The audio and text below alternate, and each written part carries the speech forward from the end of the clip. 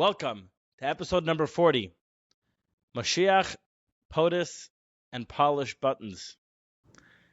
Wonder what that's about. Let's dive right in. So, Parshas Mishpatim, to us here on the Greeting Mashiach community, is a very special Parsha. It's one of the most exciting, fundamental, central, world-building, radical siches is that of Mishpatim. We for sure must have spoke about it and referenced it. It's so integral to the whole vision and understanding of this unfolding world of this Greeting Mashiach reality that we live in. What's really going on? Because the Rebbe really takes us behind the scenes a little bit and shows us what happens. Because so often, the Rebbe gave us instructions, we're doing it, and we don't know what's going on. The Rebbe peeled back so many layers and showed us the spiritual plumbing, the spiritual mechanics of what really happens, and the effects of what we're doing, and how that leads to events on the world stage, and eventually the fulfillment of biblical prophecies and the coming of Mashiach. So it's all really, really exciting. So we're not going to go through the Sikh inside, but at least to discuss some of the topics and ideas that were discussed then, how they pertain to now, and some recent controversies from this Sikha that I've recently got some clarification on that I'm just I would love to share with y'all. So that's very exciting. That's the agenda for today. All right, let's jump right in. So what do we got? What do we got for the? So I'll start with this because it's very geschmack. This one is from Rabbi Wolf, who you guys know we love on this channel. Yeah. So he said, most weeks that I've been walking to the Farbrengen with a Chumash. This week that I've been walked in with the New York Times. But it's true. It's true. You opened up the Farbrengen, the very first line I can read it. It's so strange and exciting. The Rebbe starts off the Farbrengen, and this is edited by the Rebbe. This is the edited version. Beginning of the Farbrengen, no preamble. This is the preamble. It's known that all the events that happen in the world are Shkacha Pratis, and they have what to learn about them in serving Hashem, and certainly big main events that are connected with the big and important countries in which are found the most of the establishment and number of Jews in the world during Geulas, and that they are affecting all the other countries in the world. The big countries, they're the ones that are, have effect on the whole world stage, and the learning a lesson and the lessons from these events are something that's klali, it's general, ikri, and they're very important, and avodas Hashem l'kainai, serving Hashem. So right off the bat, the very first paragraph of the Sikha, the Rebbe tells us, when big news is happening in America, important. Now, there's no need for everyone to follow the news and be obsessively and compulsively following everything. That's just a lot of fun. But the Rebbe is not for, certainly in Bachim and whatnot. That's not something that we're encouraging anyone to do. You should be busy with Torah mitzvahs. But the headlines, what's going on, it'll certainly reach you. And the Rebbe's point is, when something big is if it's important. We have this tendency to just shut ourselves off and pretend like because we want to deal with Torah, it doesn't matter. That's a myth. Whether or not you're koching in it is a separate story. It matters, and it matters tremendously. That's clearly the Rebbe's opinion on world events. And particularly the Rebbe says that most Jews, at least at the time, and most of the establishment of Judaism is found in America, and America is a world power over the most important country in the world. If something happens, it's a big deal. We know every malach in Shemai, every country, it represents. We forget sometimes. There is a spiritual side of things, and it's important. When there's something big happening, there is big things happening spiritually. And people get shocked when people start talking about it. It's like, you didn't know that? You thought it wasn't true? All the stories you read about tzaddikim dealing with things going on in heaven and the countries and the nations and stuff, and averting decrees. You see this relationship between the physical and spiritual worlds in the countries. Like, what you think because we're in the 21st century that's not true anymore? Like, what? No, it's still true. We don't always know exactly what's going on, but the good news is for this particular situation, we have no better resource than the Lubavitcher Rebbe to inform us what's going on behind the curtain. So, this is going to be a crazy sikha, and buckle up your seatbelts. Yeah. And what Rebbe spoke about in this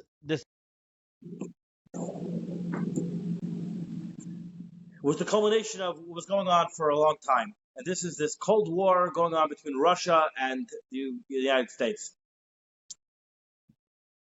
Russia's, this evil force, anti-Judaism, anti-God, anti-basic human rights, anti-basic tzedek, v'yeshur, justice, and righteousness. And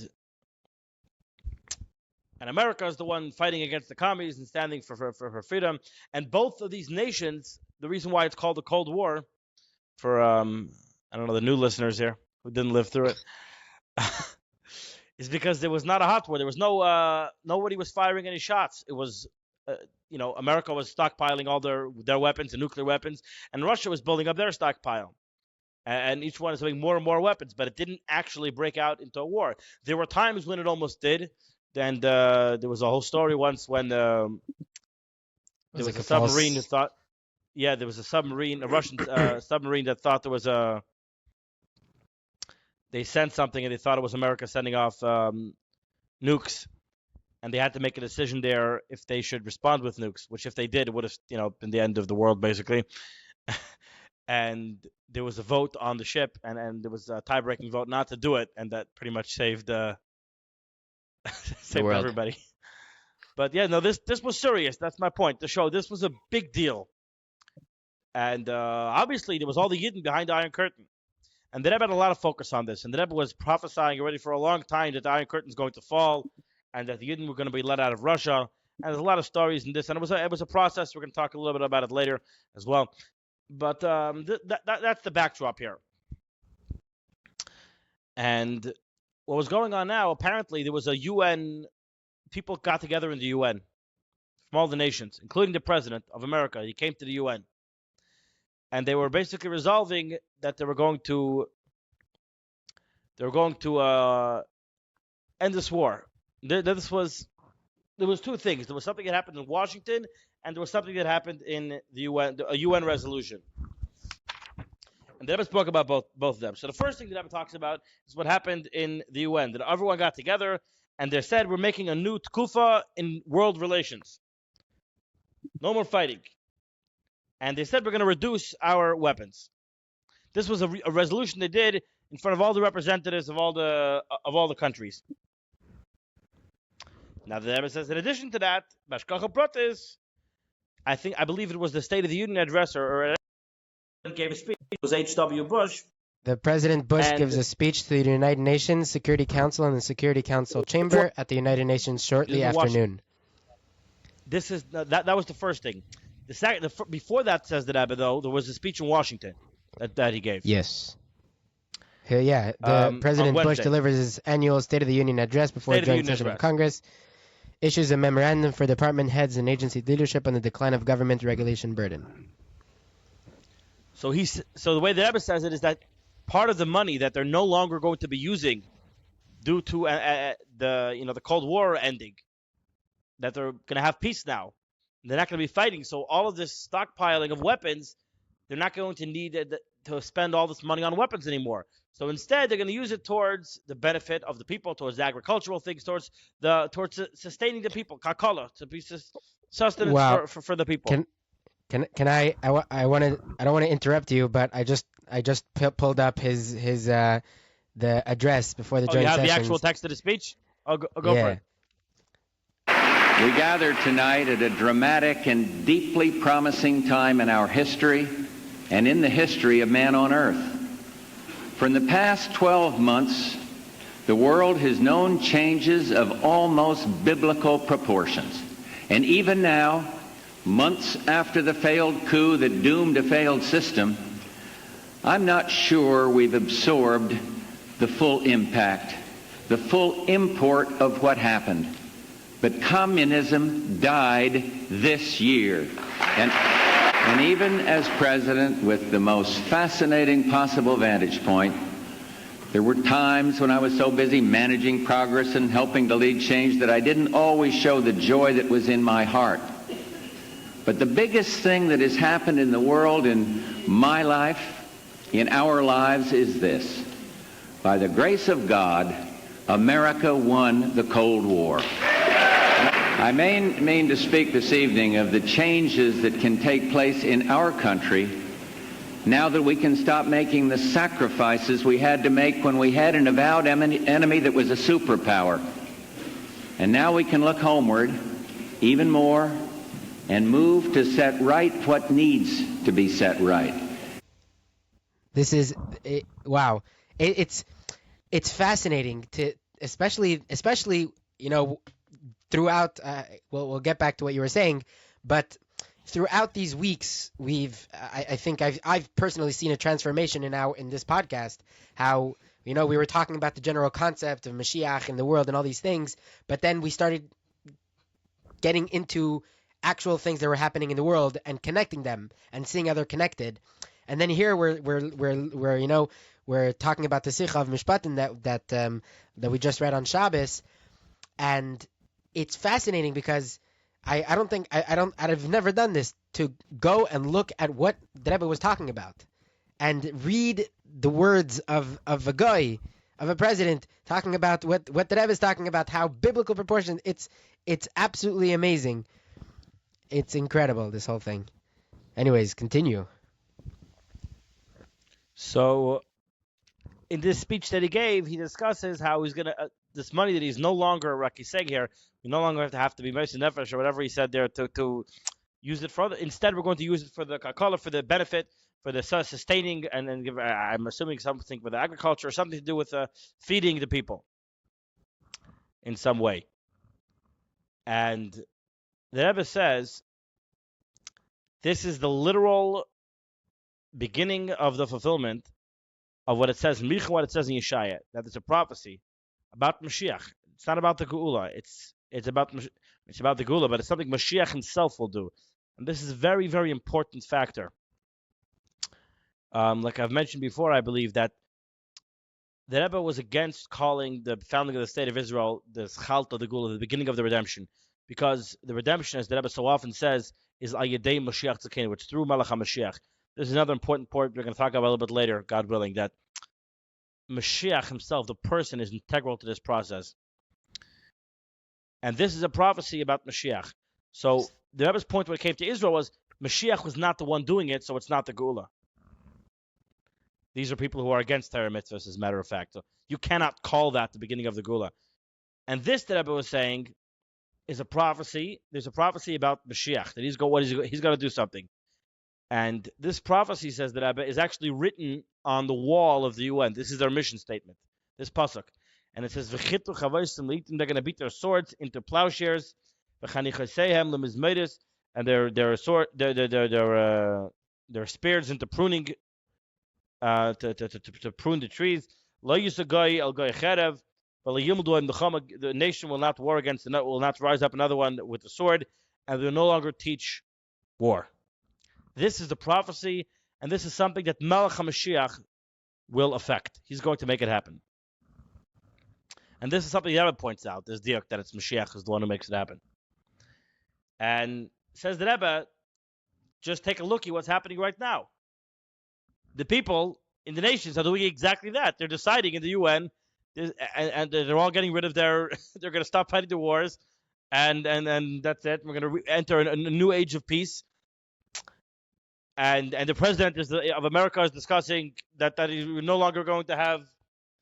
We're going to literally beat the swords into plowshares. We're going to take the funding that we're using for the swords, for the weapons, and we're going to use it for sustaining the people. This is literally the fulfillment, says the Rebbe, of this prophecy through Malach HaMashiach. And the Rebbe says this is because of, you have to understand how this works, says the Rebbe. You need some context. War is very stupid, says the Rebbe, and not so many, a little bit nicer language maybe. It's something that doesn't make any sense. Let's say we get into a disagreement. So what happens? You talk it out.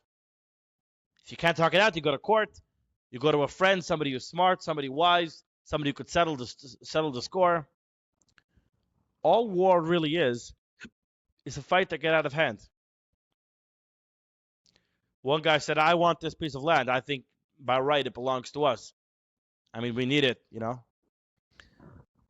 Greenland is ours. We need it. We need it for national security. It's ours, And then you have the other side says, no, you can't have it. It's ours. What are you talking about? You have a disagreement. So what do? You settle it. Well, what happens when you can't settle it? So one guy says, oh yeah. The other guy says, oh yeah. And you end up fighting and you can't settle it. And you end up like you see now in Russia and Ukraine with hundreds of thousands of people dying. And in the end, you're going to reach some sort of resolution that you would have reached up anyways. And there was no point. You might as well have flipped a coin or just saw who had bigger armies and settled it. Actually fighting a war is very not productive for anybody. So what's the point? It never made any sense to fight a war. It was always really it's not from all the ideas people have had, and we've had a lot of good ideas. Wars are not one of them, says the Rebbe. It just doesn't make any sense. And yet, for all of human history, people have been fighting wars. This is throughout all places and all times. War has followed the human race. Until after World War II. That was the war to end all wars. The world decided we have to make a UN, and we're ending it. We're going to have peace. Obviously, it didn't work, but and the UN is literally the worst. But nobody thought this way. This wasn't even a thought. Nobody was thinking to do that. Says the Rebbe, do you know why they're thinking to do that? This is the effect of thousands of years of Torah and mitzvahs. This is the effect of, more particularly, of the Rebbe spoke. There was a connection with the Friedrich Rebbe and the Rebbe coming to America, to this lower hemisphere, the Western hemisphere, where there was no Matan Torah to bring, because Matan Torah happened on the Eastern hemisphere, and they brought with them Matan Torah to the Western hemisphere, the revelation of the Torah to this part of the world. After so many years in Gaulos, we've literally changed the world. And, Leiv Mlacha Mesarim Yad Hashem, the hearts and the minds of the nations, of the kings of the nations, is in the hands of Hashem. And he put into their heads this idea, now is the time for freedom. Now is the time to stop fighting. This is a new concept that came because of Torah, because of the Jews. The Jews control the world. And more particularly because of the Rebbe. And the Rebbe says that they made the UN building. They thought up the idea in 1942, close to the time when the Rebbe came to America. And they actually made the current building that they have today in 1951, which is the year that the Rebbe doesn't say what happened, but that's the year that the Rebbe accepted the leadership, became the Nasi. The Rebbe connects these dots. That's what, meaning it's connected with Melech HaMashiach. It's connected with the Rebbe. That's why they decided to change. That's what put it into their heads to do this. Now this is amazing, and the Rebbe's taking credit for this. And the Rebbe says, what's going on now is Pu'ulasai Haschalas, Pu'ulasai Shal Melech HaMashiach Alam. And this is a big statement. This is the beginning of the effect of Melech HaMashiach on the world. I told you before, the problem with Israel is that Mashiach didn't do it. The Rebbe is saying, because there's no Mashiach. The Rebbe said, it can't be because there's nobody who's B'chaskas Mashiach. There's nobody who's qualified to be Mashiach right now, who fits the criteria. Meaning, it was just not.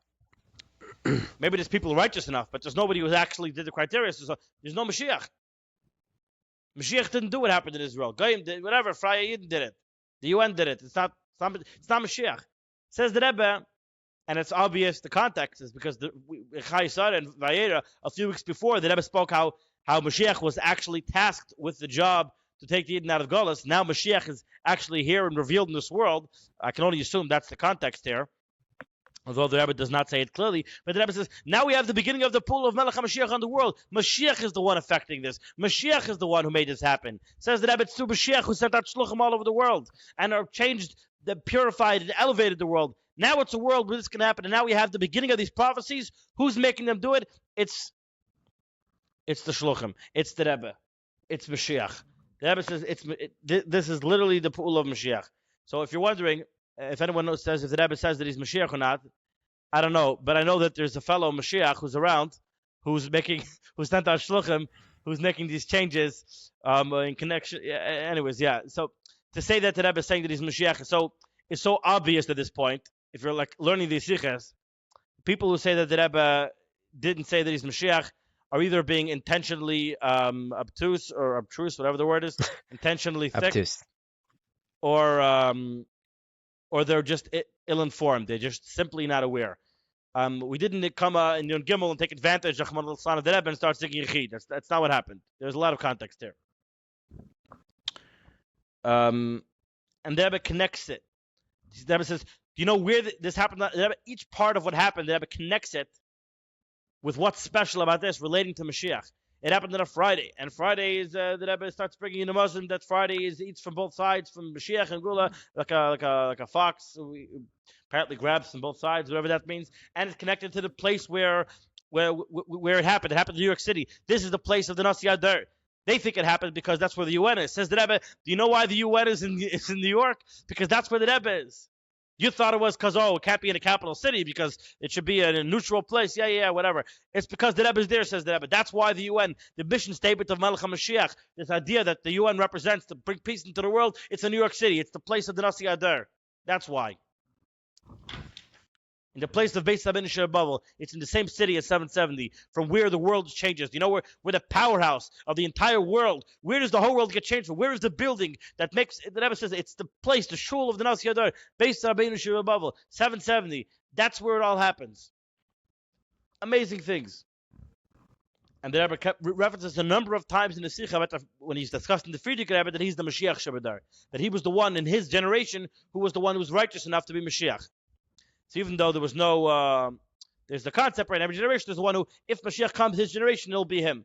So what the Friedrich Rebbe did is also kind of, so to speak, the effects of Mashiach, and more particularly to the Rebbe, because the Rebbe didn't obviously talk about this for 40 years. It's not something the Rebbe discussed.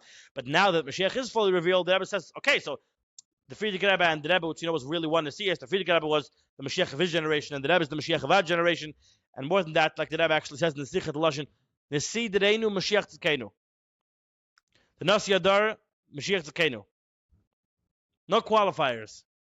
Nesi Dereinu Mashiach Tzidkeinu. So now that the Rebbe is fully revealed as a Mashiach, you could say what's been the story the whole time, that the Rebbe has been acting in his capacity as the Mashiach Shabbat and actually doing the steps. And now things are finally coming to a head. And we're making progress. And we see the beginning of these prophecies happening through Mashiach.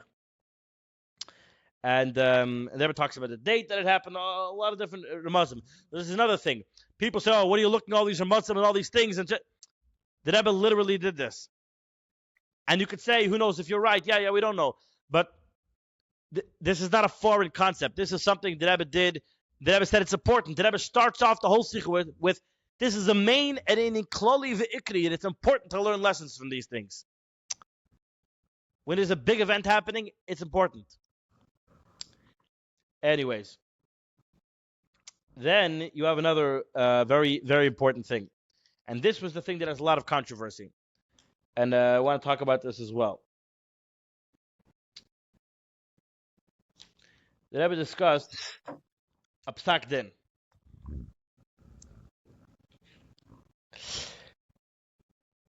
The Rebbe says, why is this happening now? Why is it that it's going into the heads of the people? So the Rebbe, like we spoke before, that it's entering into their minds to this. This is because the Geula is unfolding now. And why is that happening? What happened? Says the Rebbe, it's because first of all, we have the psak din of the Friedrich Rebbe, who told us that we finished Avodah, which means that it's time for the Geula to happen. And more recently, says the Rebbe, we have the psak din of, according to the Rebbe's lashon here, the Rebbe says, according to this, we could say that this achlata and the announcement of the leader of the world, the leaders of the world, the Erev Shabbos Mishpatim, about the beating the swords into plowshares, is an effect of who are the kings? These are the rabbis who say that Mashiach is coming. Beginning with the psak in the Friedrich Rebbe, the Nasi of our generation, that we already finished Avodah and we're ready for the Geula. We're ready to be Mekabel Pnei Mashiach Tzidkeinu. And then the Rebbe says like this, and this is a very, very interesting lashon, and so I'll just read it. The psak din of the Rabbanim and Miriam of the Yidden, Shehigiyas man Geula, and this is in bold, that the time of the Geula has arrived. Comma. Then the Rebbe quotes from the Rambam, Yamad Melech Meis David, the king will arise from the house of David, etc. And etc. is the rest of the qualifications of this person that the Rebbe says, quotes from the Rambam, that a person who does this is B'chaska Shu Mashiach. He has the presumption that he's Mashiach. The Ad says the Rebbe, and until the Maimed Matziv Arei the Mashiach B'vadai. Which the Rambam continues to say the rest of the qualifications of what Mashiach needs to do. He has to build a Beis Hamikdash, he has to actually win the wars, he has to collect all the Yidden to Eretz Yisrael. End quote of the Rambam. Then the Rebbe says this is a psak from Sinai that actually penetrated into this world until that it actually affected the leaders of the world, that they decided of their own accord. Because Mashiach is not forcing, it's not this magical forcing everyone and dumping it on their head. I'm Mashiach, and he waves a magic wand and everything is glorious. This is what Mashiach is, that the nations of the world are in their own heads. It makes sense to them logically. You change the very fabric and logic of what's logic, what's morality. That changes. Now morality is a different thing. All the nations of the world say, hey, let's not fight wars. That's because it is psaked in. So,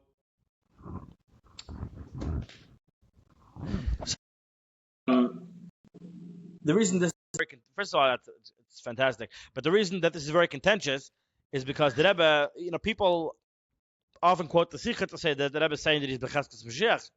Because you read there, the Rebbe says, a psaktin, Fenabanim, that he gives man Geula, the time of Geula arrived, and the Rebbe quotes the whole Rambam. Yeah, that the B'chaskas Mashiach, and Mashiach, Va'ad, that he's Mashiach B'vadai. But the problem with saying that the Rebbe is saying that is, the Rebbe follows it up with saying until there is Mashiach B'vadai. And I have a very difficult time saying that the Rebbe is Mashiach B'vadai because he didn't build a Beis Hamikdash and he didn't do Kibbutz Galias. And 770 as the Remez for when the Beis Hamikdash came, it doesn't count for those who want to say that, because that's the Remez and not don't try to go there. Anyways, so what's going on over here? So I already suspected this for a while what the pshat is, but somebody posted a psak which from Shavuos Tafshin and Aleph that Rabbanim were signing then, and this must be what the Rebbe is referring to. Hey yes, being shekvar yatsa mitachas yadeinu kama mehachoismim meachasumim mata psak din barer al piteras ms shetzrich aliyas beis Mashiach tzedkeinu bin Beis Hamikdash ashlishi take of miyad mamish. So there was already a psak din. That's the key factor here. They're paskening right that now is the time. There's two psak dins. There was a psak din before that now is the time for Mashiach to come and the third Beis Hamikdash to be built. Why? Because this is all based on kvar kol hakitzin v'am Yisrael kvar osu tshuva v'gam neskaimu sha'ar atanoim hadrushim levias Mashiach tzedkeinu, all the pre whatever it's happen. Correct, are already done, and therefore it's time. Before psak din hanal, that was the first psak. V'rabi migdolei hapoiskim shebaderenu mikol hachugim mikol pinas ha'olam mitztarfu v'chosma psak din zeh hinei. In continuation from that psak din, according to the psak din Baruch Shel Rambam that we mentioned from Hilchas Malachim Perek Yud Aleph Halacha Daled of this Im Yamin Belach Beis David, the psak din continues Harei Baruch. It's very clear al pi din Teiras emes shechol al kavod kedusha sad mishlit halacha zu the bechaskas shu Mashiach shari niskayim bekavod kedusha sad mishlit kol atraim amnuim meram manal. So this the psak din. So the psak is doing two things. So 1 second, let me finish. So since al pi din terasino hakadosha kvar higia esa geula, the time of the redemption is already here. Ke piskei dinim shel gedolei haposkim didirenu kanal, according to the psak dins of the great poskim of our generation, as was mentioned previously. V'chak ad mershlita kibel piskei dinim elu la'alacha. The Rebbe accepted them as halacha. Kfi she'amar kame pa'amim berabim beisis vados. Zois Eimeres. This is telling us shekvar nigmar hashlav v'chol hapratim michaskas Mashiach. It already finished the period of and all the details of chaskas Mashiach. Imkein baruch shal pi din teresin hakadosha, according to the holy halacha lemaisa shekvar higia ha'es l'kiyum ha'hemshech halacha zu. It has come the time to fulfill the continuation of this halacha. Ta'alich geulasim shel Yisrael bepoyel mamish hamistayim bevinyan Beis Hamikdash v'kibbutz nidchei Yisrael. So the psak din is really that becheskas Mashiach is done. Kvar kol hakitzin It's the time of the Geula. Mashiach is supposed to be here, and all of that has been completed, and now the Psak Din is that it should continue to become Mashiach Vadai through building the Beis Hamikdash and Kibbutz Nidchei Yisrael. So, right. So this is, first of all, Gevaldik, and the fact that the Rebbe references the Psak Din obviously means he agrees with it.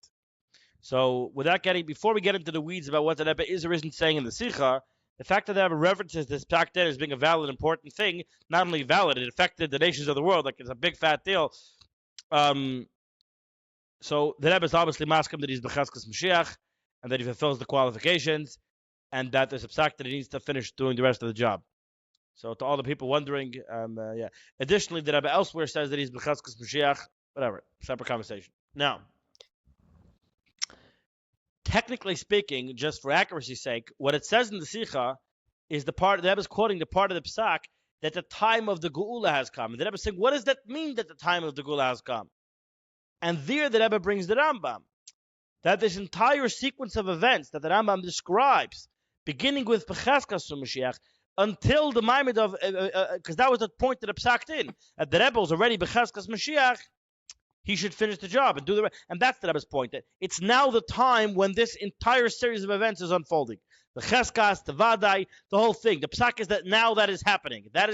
This is the time when that series of events that the Rambam describes is meant to occur. The Psak Din is essentially saying that it's the green light. It's giving the green light. Now, this is very much in sync with the thing I was just mentioning a second ago in Shemais. The Yehiratz, and the Rebbe says at the end of the Sikh and Shemais, the Rebbe says, Yehiratz, may it be God's will. That after we already have somebody that is already the presumed Mashiach, is already B'chazkas Mashiach, he should very soon become Mashiach Bavade through fulfilling the rest of the criteria. So these match up very, very well. But that just explains, the Rebbe is not saying that he's already Mashiach Bavade. He's not even saying that he's already B'chazkas Mashiach. I mean, it's obvious, you look at the Psak, that's what the Psak is. But just say what he's saying. Right. That is what the Psak is saying. But what the Rebbe is saying in this paragraph is that the time of the Geula is here right now, and now is the time for this entire series until and including Mashiach Bavade. Not just the beginning. The whole thing should happen. What's amazing, right? What's amazing is that this is all the Rebbe is saying through the Psak. Yes. Right, correct. Talking about it, making a Psak about it, this is what made the difference. You see the past. It's crazy. It's crazy. Let's wait for the Geula to come. Who cares? What's the point of talking about it? What's the point? No. The fact that they were talking about it and they made the Bana also the Koich of Tzeret, they made a Psak about it, that changed it. But I can say also in a small way, when we're talking about it, the Rebbe is telling us the whole Sikha, we're not making a Psak, so we should learn a lesson from it. This is important. This is relevant. People say, who cares? No. It really, truly matters. The Geula has to happen in our minds and hearts if it's to pan out in real life.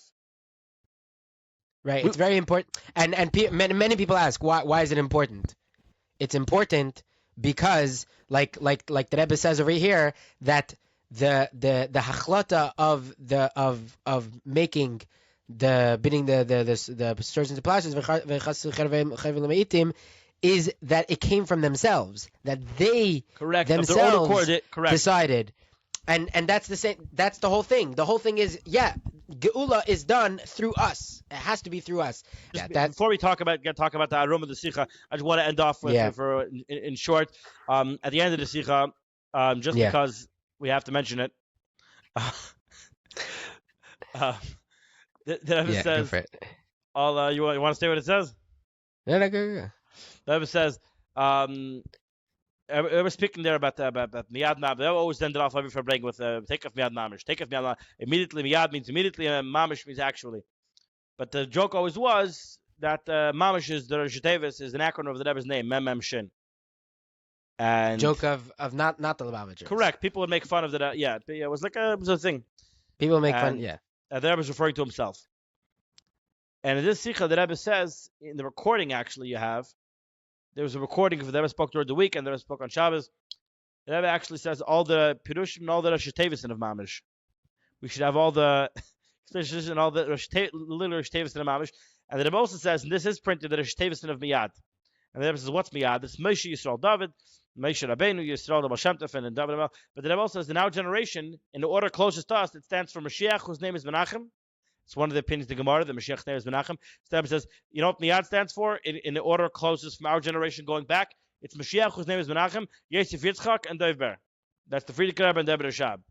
The Rebbe is printing this. If you're wondering if the Rebbe encouraged the notion that he's Mashiach or not. Coming after this entire Sikha, talking about how because of 770 being the center of the world and the Rebbe coming to America, that's why the UN is here and that's why there is effect and there's biblical prophecies being fulfilled that Mashiach is affecting through him sending out shluchim around the world. If you're wondering what's, and yeah. And the Rebbe says, Mashiach, whose name is Menachem, Yosef Yitzchak and Deber. And then the Rebbe says in the Sikha, what is that? In all the Pirushim of Mamish. So this is just wild stuff. I feel like if we're going to talk about the Sikha, we have to mention that. Yes, we have to mention that. That happened. That is a thing that occurred. Yeah. So anyways, yes. So going back to what's happening in Eretz Yisrael, there's been many statements by the cabinet of the American, cabinet members, the secretaries of states and secretaries of different places, and even the president himself, and most importantly from the president himself, saying things like if all the hostages are not out by 12 o'clock, a few Shabbosim ago, that the president said, and many other things like it's terrible what's going on, it's very, very bad, they have to immediately send all the hostages out, or else hell will rain down. And he keeps on saying these things, and nothing happens. There's nothing happening. And in my mind, I'm like, okay, this is literally undermining Trump. And you see, there are people that are responding to Trump's not threats. Yeah, these are threats. Saying that by 12 o'clock, if all the hostages are not out, hell is going to rain down. There are people that are like, well, 12 o'clock came, Trump didn't do anything. President Trump knows how much his words matter. He understands the value of making a threat and following through. And even more so, the value of being unpredictable. Right? A story that I heard many times about with Putin, that President Trump, to prevent the Ukraine war, told Putin, Vlad, Vlad, I'm gonna bomb the bleep out of you if you touch Ukraine. Right, if you even like a little bit of incursion, I'm going to bomb Moscow. And Vlad is like, no, you won't. And Trump is like, but I might. Right, just that 5% that he might is Trump's whole bargaining chip. That's how he runs the world. And yet, when it comes to Eretz Yisrael, not only once, but time and time again, he keeps saying how hell is going to rain down. Hell is going to rain down. This is if they don't give all the hostages, and nothing happens. And for me, when he said about the 12 o'clock thing, that if all the hostages are not out by 12 o'clock, he said, we're going to go with what Israel does. Right, he left it in their hands, because, What I'm learning out from that... No other country does he do that. No other nation. Never has such a thing. Not only that, but every keeps other doing country it. Tells he keeps them, doing it. You're gonna take it and you're gonna be happy. You're gonna do it. I tell you, and you're gonna be happy about it. Whatever Correct. It is. Correct. So what's the whole point? The lesson is that just like this, the Geula is the exact same thing. It's in our hands. The Rebbe tells us how the world is ready, and the world is showing us that the world is ready, and all these things. But at the end of the day, as long as our eyes are not open, as long as we're not doing the work ourselves, as long as we're not the ones that are willing to take the support that the Goyim are giving us, that the world is giving us, nothing's going to happen. Yeah. The president of the United States of America is not going to fight Israel's wars. They're going to support us when we do, but we have to fight the war. We need to make it happen. Exactly. And so with the Geula, the exact same thing. It has to be us. Mashiach is not going to come and pull us out. I'm sorry. I mean, we hope that it's going to happen. Eventually he will, but enough of us need to get the point, apparently. Correct. No excuses, and maybe she needs to take us out of Galus right now. Correct. But the process, it seems, what needs to happen is that we need to get the... it has to be us. We have to... If we don't... Then Mashiach can give us sign after sign after sign that he's here and that he's ready to take us out and all these things. As long as we're sitting on our tachases and we're blind to the reality, it's just going to... another miracle is going to come and go. Miracles upon miracles upon miracles is dependent on our... Are we awake? Are our eyes open? Are we conscious to the fact that it's happening and these are real things and these are not things that are showing us how close we are. These are things showing us that we're in it. Trump is supporting us now. We can win the war now. Right now is when it's happening. Right now it needs to happen. It needs to happen right now. It's amazing. I heard. It's crazy, and every single time, Marco Rubio, the Secretary of State, just said again how it's terrible what's going on, and we're going to rain hell on Hamas, and yet nothing happens. Why does nothing happen? Because at the end of the day, it boils down to the Yidden.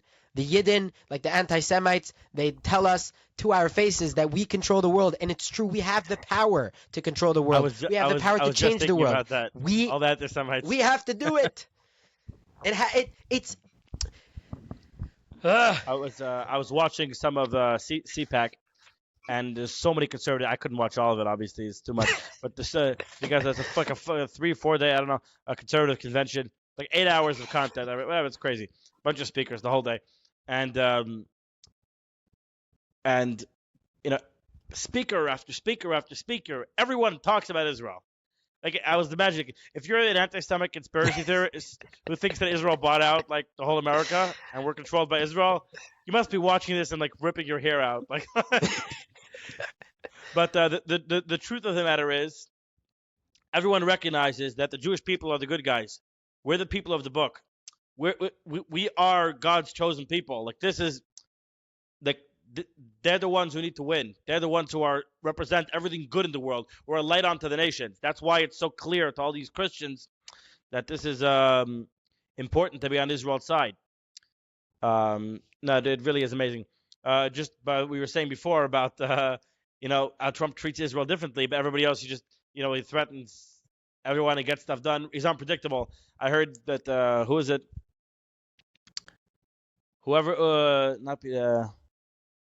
I forgot which member of his cabinet, but he was telling over what happened. He said he goes into Trump and the Oval Office, and he's talking to him, and they show him, oh yeah, there's this ISIS thing, whatever, some cave with a bunch of ISIS guys over there.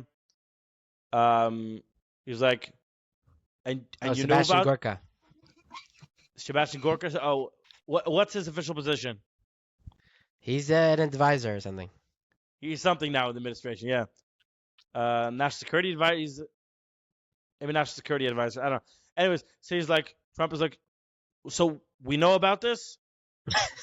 He's like, so bomb it, like get rid of it. He took a big marker, made a big X on it.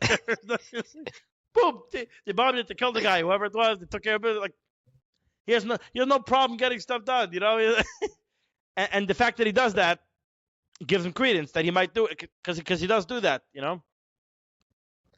And yet he's willing. Yeah. He's willing to undermine all of that, because at the end of the day, it's in the hands of the Yidden. Their own salvation, their own Yeshua is in our hands. We have to save ourselves. No one's going to save us. Everybody's going to support us, but we have to do it. It has to be us. We have to open our eyes, and you can't. And what bothers me so much is that we just obfuscate. We just we just put the responsibility on other people. And yes, the Eibishter does not have any excuses. He has to send out. He has to bring us to the Geula ha'amitzvah shlema. Take it from Yad Mamish. It has to be now. It has to be now. There's no excuses for the Eibishter. But when we're talking about what we have to do, when we're talking about our responsibilities, our responsibility is to do it, is to open our eyes, to recognize it, and to be mekabel, to accept, to bring it in, to usher it in. Like the Rebbe says to Mordechai Eliyahu, that it's standing al saf adeles, it's on the doorstep. Yeah. You just have to open it. It's and what's amazing is that it's minimal. The effort that we have to do, it's minimal. It's just a mind shift. It's just looking at the world in a tiny, literally change your wording a little bit, and the entire world you changes. See today how much different wording, how much of an effect wording has. People say, "Oh, who cares to change it to the Gulf of America, Gulf of Mexico?" Or genders, calling people whatever they want. No. The way you talk is the way you think, and the way you see the world.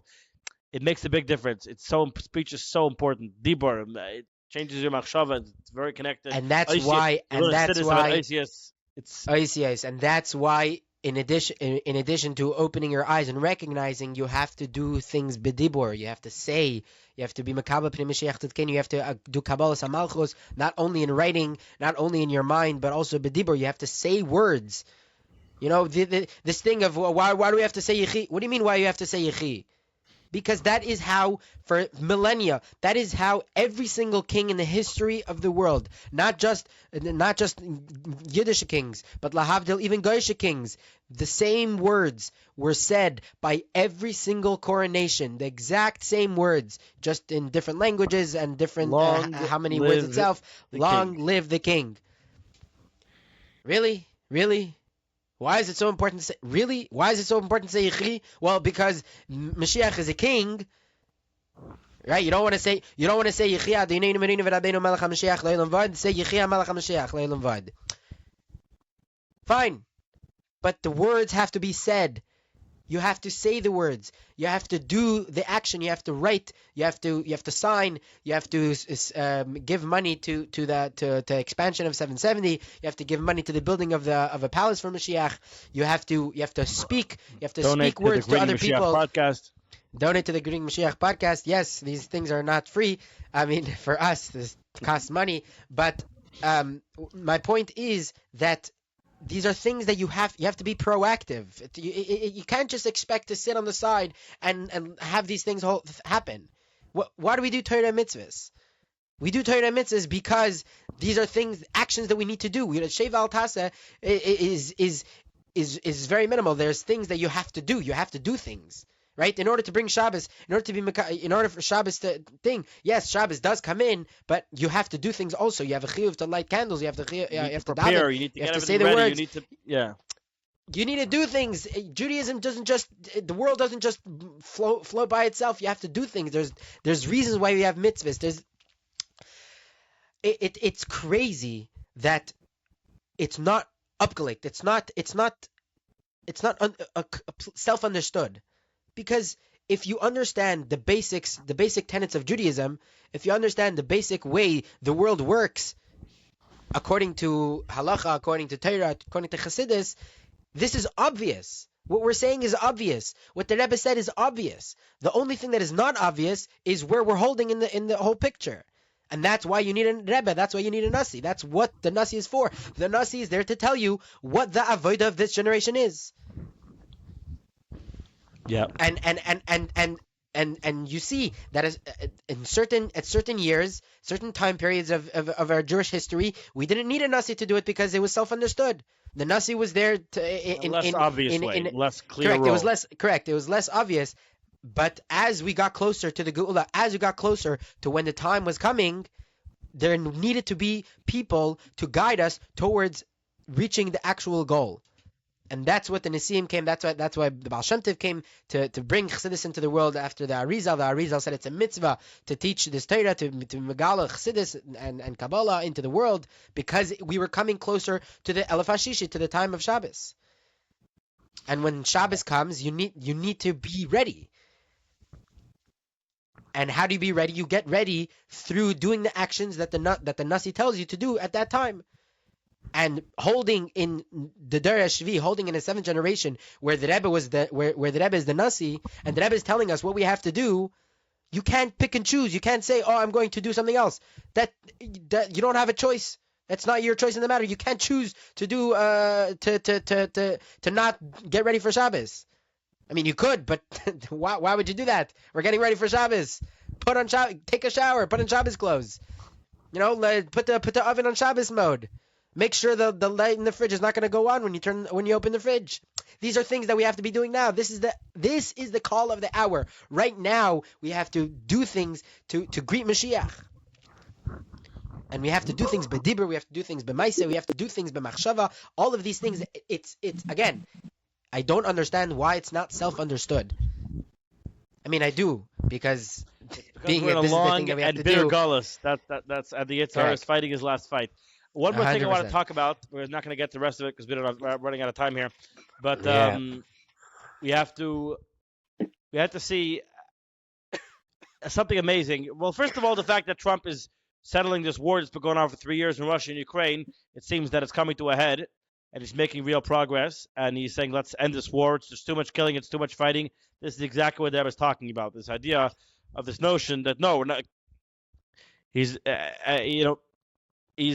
We're shutting it down. We're ending the war, and that's amazing. And people ask me, are you concerned that you make Trump too much into Mashiach? Like, you forget about who's really in charge. It's like, no, you're missing the point here. You learn the Sikha, you see what's really happening.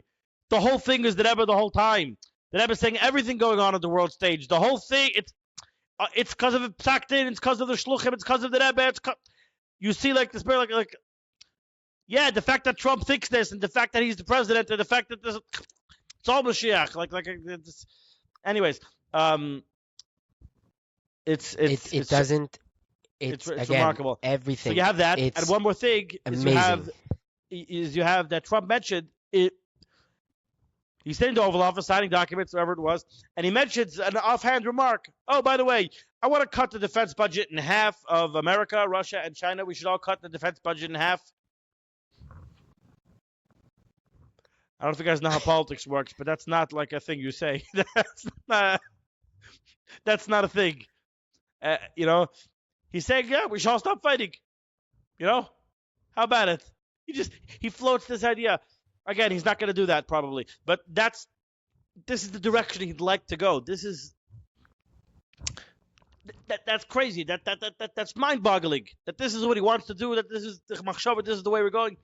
Another very interesting thing I saw about Trump this week is he says, Mashiach is Yaakov Kol Yisrael. He will compel all the Yid to follow the Torah mitzvahs. But a big thing about this is this whole sikha is the point that the nations of the world are going to be following Tzedek V'Yesher, going to be following Torah. That's the whole thing with the sikha. And I saw a parallel of like Trump as being Yaakov Kol Ha'umim. He's doing his job as Mashiach's putting into his head. That's the whole idea, to do the same thing. And that was very interesting in this exchange. I don't know if it was that went on between the governor of Maine and Trump. That Trump is Trump made an executive order. He changed the federal law that there's men and women Sports. And they're separate, and it starts at conception that there's a man and a woman, and you can't switch it, and men cannot be in women's sports. None of this transgender nonsense, which is obviously a very big win for Tzedek V'Yesher and Torah and normalcy, Zacher, Nekeva, Baraisam, etc. There's very big important things in Yiddishkeit. There's Havdalas. They ever fought all war on the Yehudi that there's a Yid, there's a guy. It's separate. There's day and night. There's Shabbos. So the things that are separate. It's very important. There's things, yeah. And so Trump is having a luncheon with all the governors, or a lot of the governors, and he says, "Oh, the governor of Maine is the governor of Maine here," and she's there, and he says, "I heard you're not going to comply with the federal order. You still have men winning trophies in women's sports." She says, "We'll comply with state and federal law." He says, "Well, federal law is that you can't do that." And she's like, "Well, whatever." He's like, "Well, I'm cutting off all federal funding to the entire state of Maine. You're going to have no federal funding." She says, "Oh, I'll sue you." He's telling the president. He says, "Okay, we'll see you. He said, we'll see you in court." He says, I'll be happy to it. This will be an easy one, and we'll win." He says, "You're not going to be in politics so much longer." He's putting his, as opposed to the previous administration that supported all this nonsense, not only is he cutting it out, he's fired the people, he's telling them today, he's being Yochav Kol Ummim. He's saying, no, we're going to cut it out, I'm going to force you with whatever power I have to do the right thing. I'm going to make it happen. This force that's happening. And there's more goods coming, guys. Stay tuned. But certainly what we see already from here, from this week, you look at the world around you, the Rebbe tells us we have to learn a lesson for what's going on. Look at what's going on. This is the continuation, and even greater, of the fulfillment of these prophecies. So it's up to us. We need to accept, greet Mashiach. It's happening. It's for real. Let's do it. Chia Melech. ועד כדי כך המדבר גולהום עד העם זול מחי זין יחי המלך.